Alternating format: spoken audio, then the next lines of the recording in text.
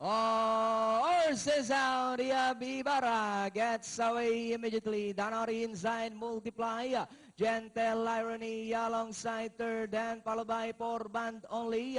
Juggling act in between horses, Batang Tundo, final warning. Dailies and TV Magic is the early trailer by about 7 to 8 lengths of the pace. Ibarra goes on by about 2 lengths. Multiply in second, in between horses, Juggling act, Gentle Irony. Down to the finish for the first time. Why don't you give a round of applause for these 9 participants? Ibarra by about 2 lengths. And in second now is Juggling act, Multiply, Danari inside. A length and a half back in fourth comes Gentle Irony. Then next on line, 4 band only, Batang Tundo, Tiwi Magic. Final warning and Dailies trails the field by about 11 to 12 lengths to make up.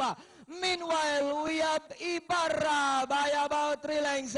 Multiply now in second and in third, Juggling act. Gentle Irony, dress back in fourth, Batang Tundo in fifth.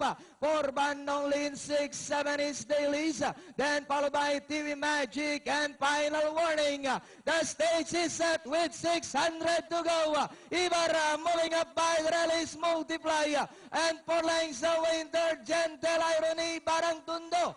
Multiply now takes the lead by about 2 lengths. Ibarra drives back in second, Batang Tundo in third. Then followed by Gentle Irony, Dailies. Next on line now is Juggling act. As they come down at the last 200, we've got Multiply. Now strides away by about 7 lengths.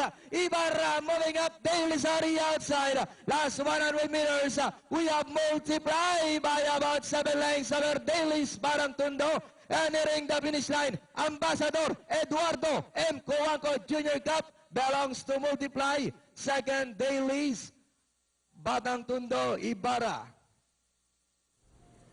Medyo tumulin yung second quarter.